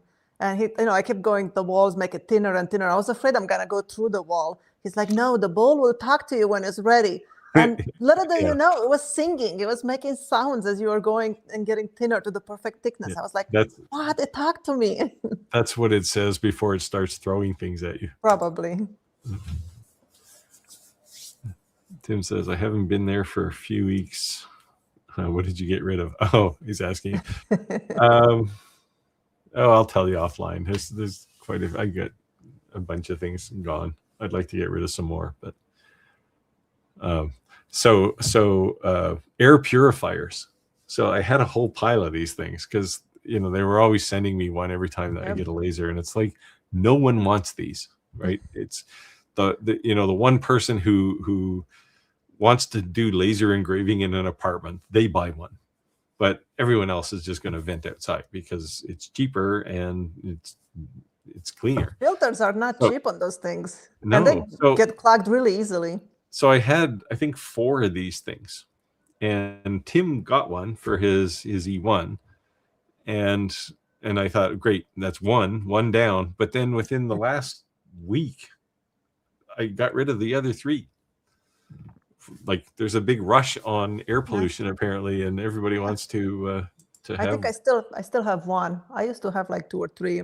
Now I have one. I'll have one after this. Just one left. The only time I use it is when I bring for review a laser here in the shop to show it when I film the video. And because on the bench here, I cannot hose it outside. Usually I do all my laser work in my finishing room. So there's, I have the vents through the wall and stuff. But so if I bring it here to show something in a video, then I will use that purifier. Chris says, yeah, I just love these stores that start begging for product reviews before you even have time to open the package.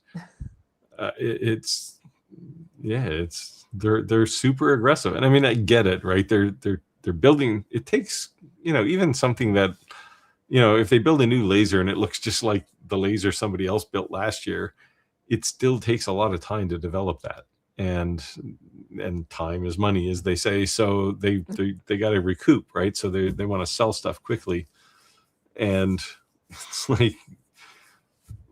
like somebody asked me. There was one, I had something coming, UPS was going to deliver it, and the day before it arrived, they asked me if I was working on the review. It's like, did you check the status of this thing? I haven't gotten it yet. It's like, come on. But yeah, I generally don't let companies tell me what I have to say. or when I have to say it, because that's just such a trap to fall into.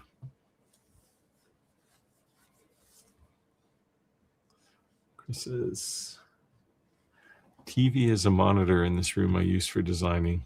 Laptop, I use it the lasers.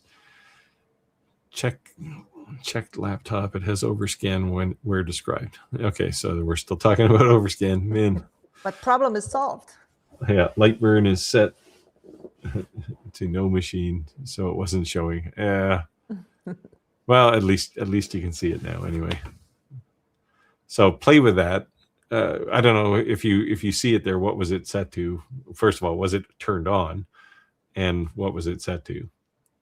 Because the default, I think, is 4%, but I don't know if the default is on or not. Because you don't normally need a whole lot of it for diode lasers.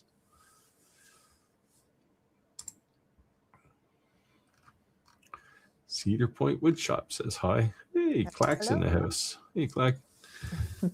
Making pizzas. Hey, let's go to Clack's place. Learning 3D printing, scanning. Yeah, I've looked at a couple of scanners, and I have yet to find one that I like. I mean, I don't know what Clack is scanning, but one of the things I'd like to scan, because if I want to restore a chess set, sometimes inevitably the piece that's broken is always the knight, right? So you gotta make a horse, and it has to look exactly the same as the last one. So you'd really like to scan it, but I haven't found a scanner that can deal with something that size with any kind of accuracy yet. Some of them are coming out, but old dog, new tricks. Yeah, you're not old, Clack. You're barely retired.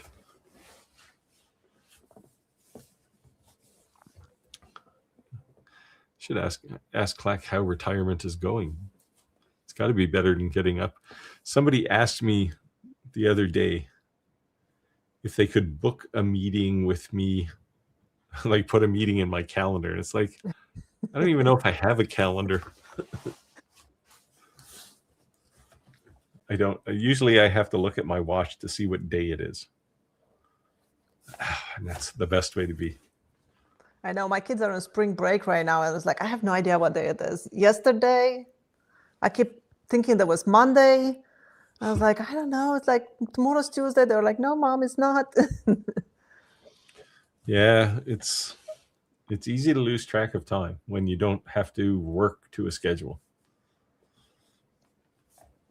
My whole work, it's all my driving kids to activities. Yeah, enjoy it while you have it, though. I have two boys, and they're both now in their 30s, and one of them was born in November, and he was very small when he was born, so I used to stuff him inside my coat when I went outside in the wintertime. And now he's about 40 pounds heavier than I am, and it's not fat. He's just like, it's not like me. Tall and big. He's solid. And I told him one day that I used to carry him around in my coat, and he looks at me, and he looks himself up and down and goes, no. I said, you're only this big. And that doesn't seem that long ago. It goes fast. Mark at GC Heatstroke. Heatstroke? Good evening, all. I'm sorry I missed the stream tonight. Well, you haven't missed it yet. We still got time to ask a question. But I will watch the replay. Oh, the overscan was at 2.5. Yeah, that's a little small. Try 4. Depending on the laser. Well, you said it's a V1.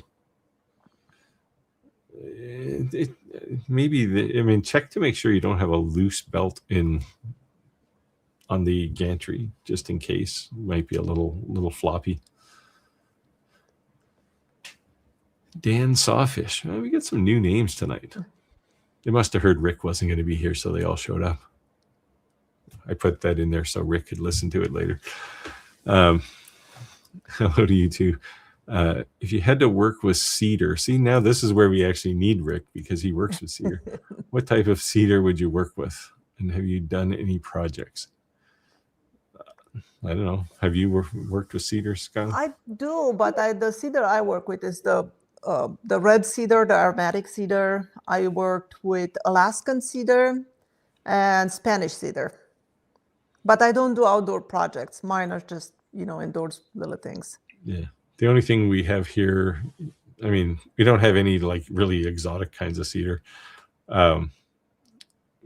We have the standard kind of swamp type cedar, which you can get aromatic cedar, which is aromatic cedar is nice, but it has so many nuts. It's hard to find a good plank. Like you can't really make a good project out of it. Like I use it for my intarsias, escrosa. I think you got to go to the right place to get it. Like the wood warehouse that I go to, you can get pretty nice cedar there.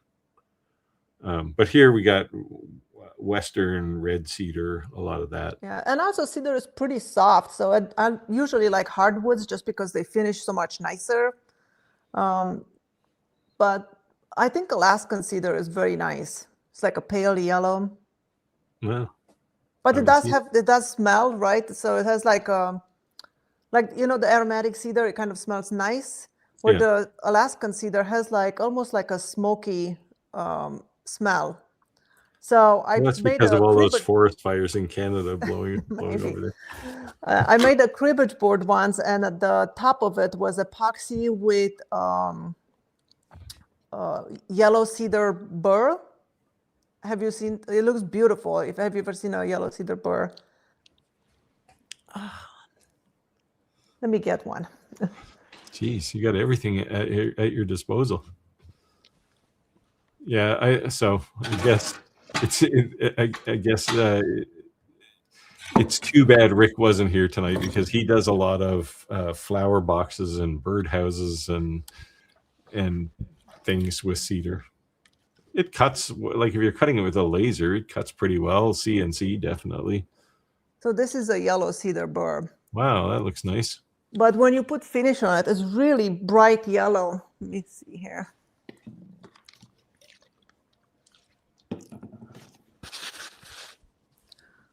So I made a cribbage board with this and epoxy. Yeah, and how many hundreds of dollars did you sell that cribbage board for? And well, but here's the kicker. The base of it, I made it from Alaskan cedar, which is the same kind of yellowish tone, but it's just plain, very straight grain, very clean wood. And I sold it, and then the person was like, I'm so sorry, I have to return this because it smells like it came from a smoker's house, and nobody smokes in our house. And I was like, it's impossible. Like, why would it smell like smoke? And I couldn't think of it. And then when I came back, I smelled it. It was just the cedar smell. Huh. So, I don't mind aromatic cedar. You can only really use it for like chests and things, right? But right. I use mine for the intarsia to make the flowers when I make the things. Yeah, but any colors. But do they smell? Do they smell like aromatic cedar when you're done? Probably. Well, I mean, if you put a finish on it, like poly or something that is a varnish, it will seal it up and you don't smell it. Yeah, seal it, but that kind of defeats the purpose. Well, yeah. There you go. Clack stays very busy. See, when I stopped working full time, people said, "Oh, you'll be busy all the time. Like you'll wonder how you ever worked a day job." And I thought, no, that's impossible. But I work longer hours now than I did when I had this job and my regular day job. It's crazy. Yeah, red cedar. We have a lot of red cedar here. I have a gazebo in my backyard, and now I'm on the East Coast, and the entire thing is Western cedar. Like it's like it would have cost them a crazy amount of money just to get the wood here, and it's got like 6x6s and 4x4s in there for all the corners, and because it's octagonal. I it came with the house. I didn't great go. that it's rot resistant. Yeah. Can withstand that. Although whoever owned this house before I didn't really look after it, so I had to water blast it and then restain it to get it back to rude cedar. I assume black means red cedar. Yeah, Western red cedar is our thing here, but it costs a lot to ship it here because it's the complete opposite side of the country. Yeah, it burns nice. It's a little too nice. If you're like, I can't believe people put cedar on their roofs. It's more of a California thing, but it's like you live in a place where they get brush fires and forest fires and you have a cedar roof. Yeah, so Clack has a mill. Bring my slab to him. Yeah, go on a road trip. Show up. Yeah.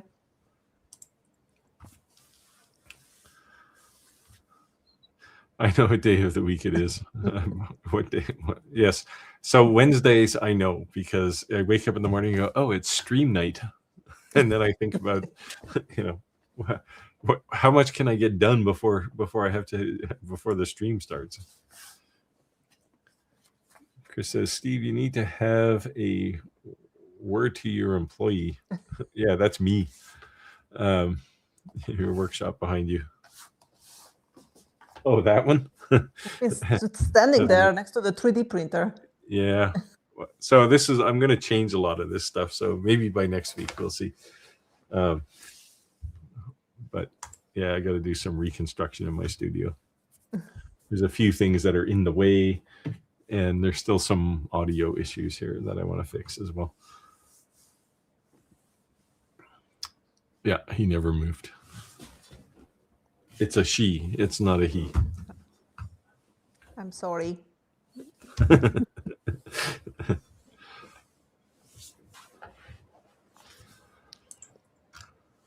All right. If anyone has any questions, feel free to ask. We finally did, get the Radu's laser question resolved.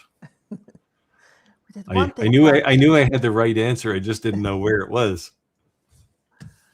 And I didn't. I'm gonna have to put LightBurn on this machine. This is my editing machine, so it doesn't have any laser things on it. I'm gonna show you the project I'm working on now. Yeah. Okay.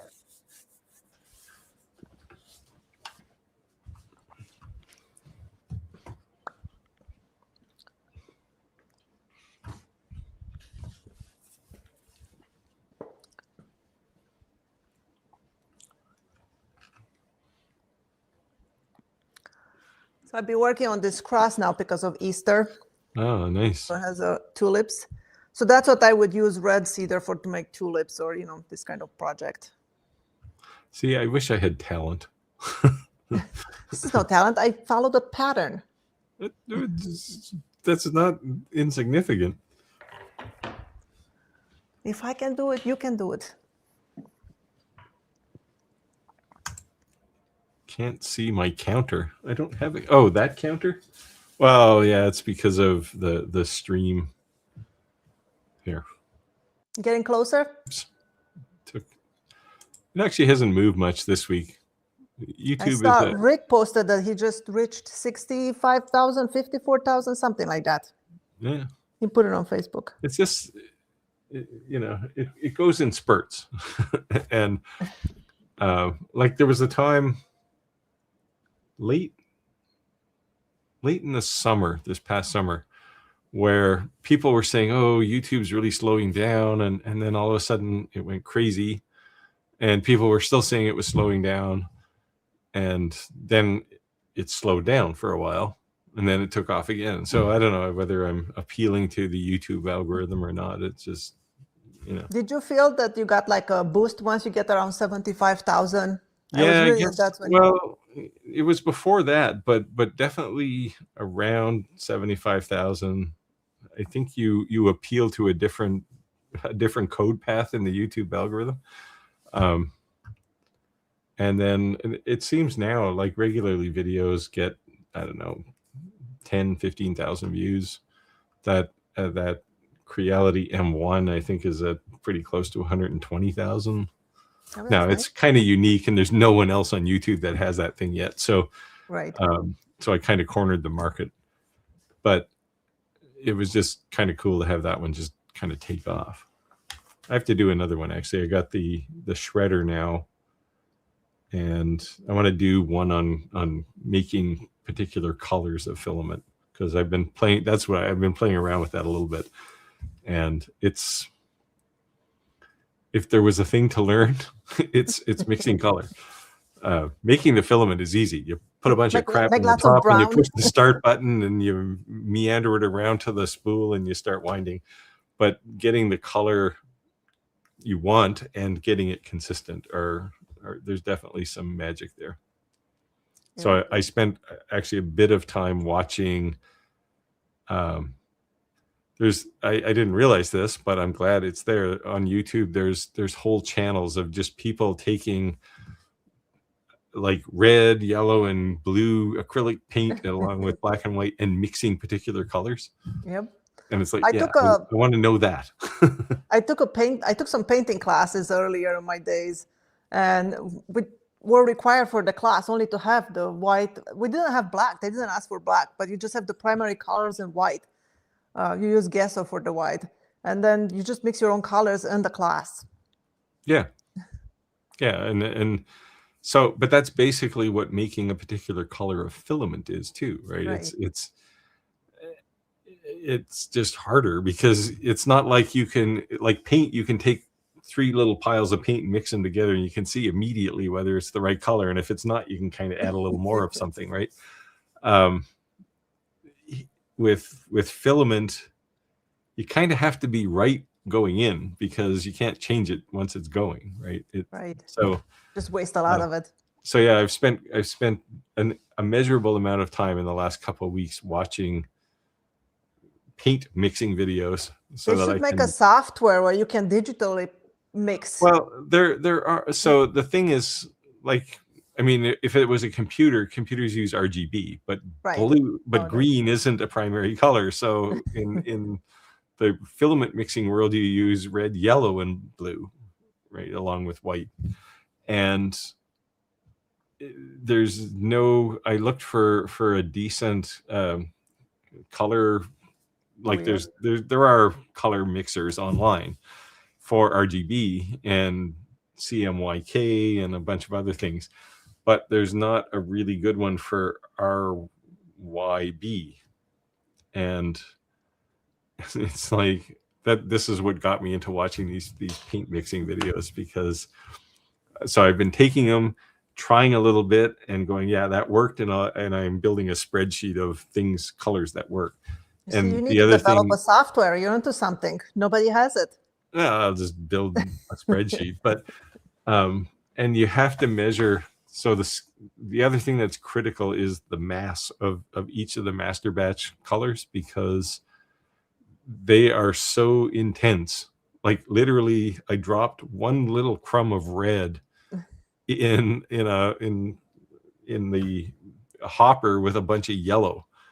And you see a whole bunch of yellow come out, and then there's this one stripe for about, a couple. Well, it was probably a couple feet long that had red in it, and then it turned back to yellow again. It's like, wow. So you need to measure it really accurately. And I was initially using a postal scale. Well, my postal scale is only accurate to within a couple of grams, and you need fractions. Like a pharmacy. Yeah. So I actually have a scale now that will measure hundreds of grams. And literally you take one crumb of master batch and you drop it on, and you can see the weight change. So once you can get it accurate, then things become a little easier. Radu says, smash that thumbs up button. Please do. Here's one for you, Skylar. Skylar, the delivery you opened in the last short has so much potential. Thought it must be tough to decide what to use it on. I didn't see that.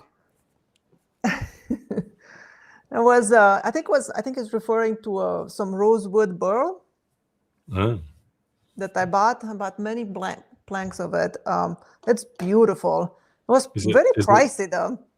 Yeah, no kidding. So I'm surprised that there are people still selling rosewood, because it's one of those world protected woods now, right? Yeah, I have a lot of rose. Let me show you these blanks. They look pretty. But in India, they still make the black pieces of a chestnut with rosewood.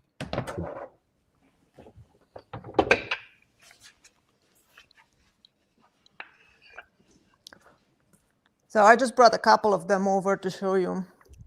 I think I bought like, I don't know, like 12 of these guys. Yeah. See, I'd love to make a chessboard out of that kind of stuff. Well, I can give you my supplier. I'd also need a bunch of money to do it. Yeah, so they're all pretty small blocks. Some are bigger than others, but I can resaw them and make a bigger block. And yeah, if you want the supplier name, let me know. I'll give it to you. I still haven't decided what to make with it. I just looked it up online, and you never know. You know, when you see pictures online, you're like, is it gonna look like that? Is it not? And I just bought a whole bunch of them, and then it showed up, and they look nice. Yeah, Santa says, get yourself a color wheel. This is what I tried, and you can't get a really good red, yellow, blue color wheel. Every other one you can get, but it's because, you know, the only people who work with red, yellow, and blue are kids with crayons, right? So, and people who paint. So, and neither one of them cares what a color wheel looks like. They just mix until it looks right. Green is my favorite color. It's a good color. So I did make a green, which has become my favorite color, in part because I made it. But it came out really nice. You know, let me see. It's hard to find a good green though, so it doesn't look too yellow and limey, but it's not too dark and, you know, army-like. Well, this one is more. Now, this isn't the best light here, but let me see if I can. Oh, that is nice. Get this by itself. Oops. Full screen. More like a forest green. Yeah, it's a pretty dark green. So I made that, which is kind of cool. And I mean, it was pretty simple. Did you make More the importantly, blue behind it? Well, the other one's purple, and then the one behind that is actually kind of like an eggplant color. But yeah, how do we get back here? Here we go. But the cool thing was I made it and I can make it again, which is even cooler. So, and it's consistent color. So there are some tricks to make things consistent. Now this is new filament, like new pellets. With recycled filament, which I've also started using now for a lot of infill and support and stuff. I don't care what color that is. And it always, like, you take a handful of crap and you throw it into the grinder and grind it up, and it comes out, usually it's some weird brown color of some sort. You can probably make it black though, right? Or something that just. Yeah, I mean, you could throw a handful of black master batch in there and make it black, I guess. But yeah, I've been playing. So Sun Lu sent me a bunch of interesting rolls of filament. So I have a lot of PA6 and stuff now, and which is nylon. It is like really hard to print, but when you finally get the settings right, it comes out fantastic. And it's bulletproof pretty much, and you can put it outside, and it's very, very strong. So is that what you made that hammer with before? Hammer? A hammer? You made a hammer, right? Oh no, that's actually carbon fiber. Okay. Like carbon fiber inside regular filament. I don't have a whole lot of need for that. There are times though when it's good to have it at my disposal, but for the most part, I do prototypes, right? And it's like, yeah, I'm going to show you. You're going to go, no, change that thing over there. Okay, so I'll grind this one up and make you another one. So it's that kind of evolution. So I tend not to use any of these exotics, but I have a little project I want to get done. And I was talking to one of the Sun Lu people, and they sent me a bunch of filament, and I like their filament for bamboo printers. Actually, one of the rolls they sent me has, like, I looked at it beside a bamboo spool, and it's the same color. It's got the same little kind of hole pattern in the sides of the spool, and and I do hear rumors that they're made in the same factory. Well, they are made in the same factory. There's no question, but I do hear that Bamboo is setting up their own line, so they're going to start making their own filament, and I guess they have all these spools left over. I don't know, so they're starting to use them. But yeah, I have a bunch of PA6. I have a bunch of ASA, all good filaments, because I want to make some stuff that's going to be outside. So, and I'll do some videos on. I'm actually going to do a video on how to make these numbers back here too, which you can't see anymore. No. Can I get over there? This is weird. It chopped everything in half here. So. Can we do it this way? Ah, there we go. Yep, there you are. They're over there in the corner. So I'll do a video at some point on how to make those. And I told Sunlu I'd use their filament to make it. So, which I used to make those. So. Yeah, so Clack says this seems to be good work for AI to calculate. Probably, but I would, before I let some machine loose to do it, I'd rather learn the principles myself. The last time I did anything related to color mixing, it was probably in like grade school. So this is a good refresher from school that was 40 years ago. 50 years ago almost.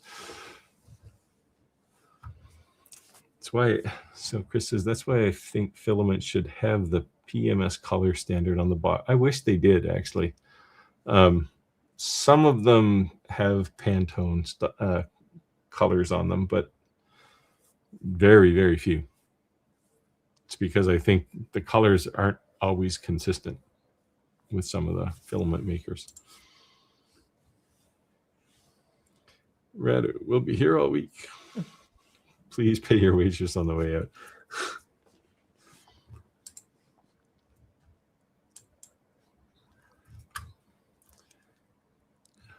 Stains. You can't see the final color until later in the final finish. Yeah, stains are the same way. Like, you don't see them until, well, even paint to some degree, you don't see what the final color is going to be until it's dry, right? But filament, usually by the time you see it, it's too late. Like, you're not changing it.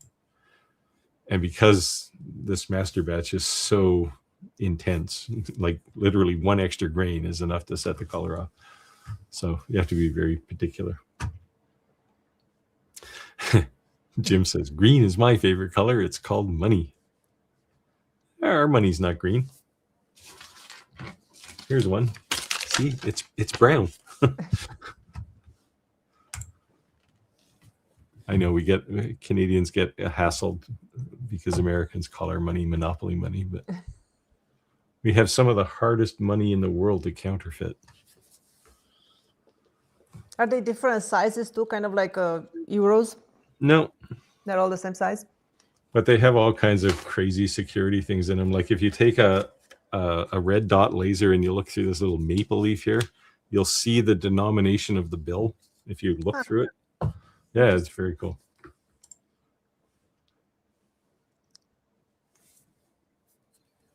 What's this? Razor Built. Wow, new name. What technology do you use the most in your shop?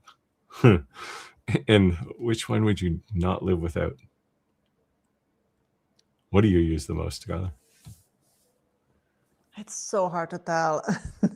Yeah. I think I have sanders. I have the most sanders. I hate sanding.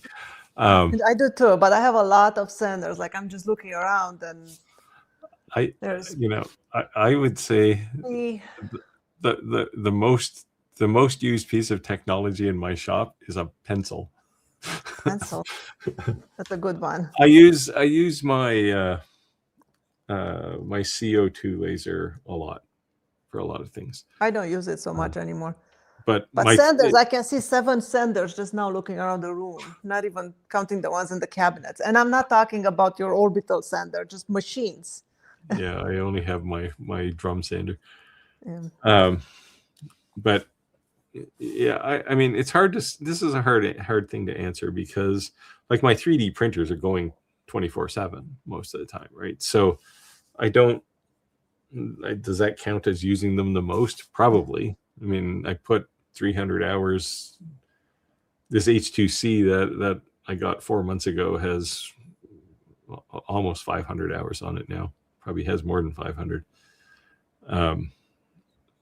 So they get used a lot. Sometimes for things I need, but usually it's like a prototype of some sort. I don't know. I use all the tools in my shop. Many times my husband will come in and be like, it's so crowded in here. You need to get rid of some machines. Which one don't you use? I'm looking around. I'm like, I use all of them. I have the biggest machine in my shop is my tractor. It sits over in the corner. I wish it didn't because I need the floor space, but I don't have anywhere else to put it. I have 2 band saws, 2 table saws, many sanders. I'll have 2 drum sanders coming this week. Everything is just multiples. A Boomer says I have to make some clack orange. I think I do because clack has the whole market cornered for clack orange filament. It's probably patent. Yeah, you can't get it from Bamboo anymore. Bamboo is just like, you go to their site to buy filament and they have like, 14 colors of PLA or PETG, but they have 3 of them in stock. And I think this is because they're in that transition where they're making starting their own to fire up their own line, right? So, yes, Clack bought all of it.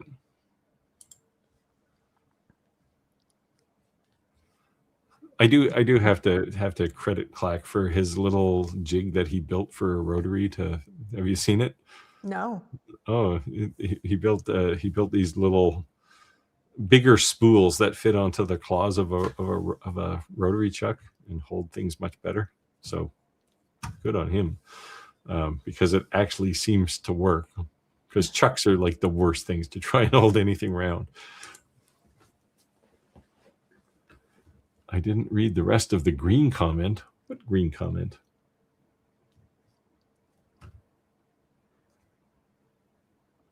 Who said this? Radu. Let me go back.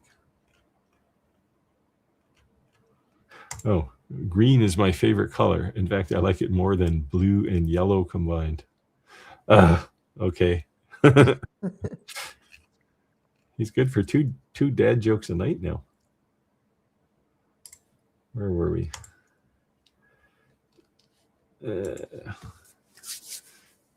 Dan says, I'm in Washington State. I get Alaskan yellow and Western red cedar. Old growth Western red. That Alaskan smells totally different from Western red. Yeah, I'd like the smell of red cedar. It's not quite as potent as the aromatic stuff. Skylar, your Alaskan yellow. Oh, go ahead. Yes, it does have very tight grain, and it's very, very straight grain. And usually very clean board, like has no knots or anything. Just super, super nice wood to work with. Cuts easily, finish nicely. All right, we're at time. Oh, here we go. Clack started buying Overture from Amazon. I don't really care for Overture filament, but it's one of those things. It's like an Amazon special, right? So the Overture from 6 months ago may not be the same stuff that it is now. They work really well. Yeah, those O-rings actually was a good idea. Anyway, we're at time. So if you had a question that we didn't get to, ask it. Come back next week and ask it. Anything to close down here, Skylar? Not much. Thank you, everybody, for hanging out with us. We survived it without Rick. Yes. And we'll see you next week. But sadly, there was a question for him tonight around cedar. But yeah. So we'll have to come back next week and talk about the cedar. Yeah. Are you back next week? I guess I am until Rick tells me not to. End of the month. Oh, well, hopefully he won't tell you not to. All right. I told him I'll cover while Roger is putting his life back together and are feeling up for it. Roger's getting better. Yeah. It's a tough thing, man. Yeah. All right. Anyway, thanks everybody, and we'll hopefully see you next week. Thanks. Good night, everyone. Good night, Steve. Thanks.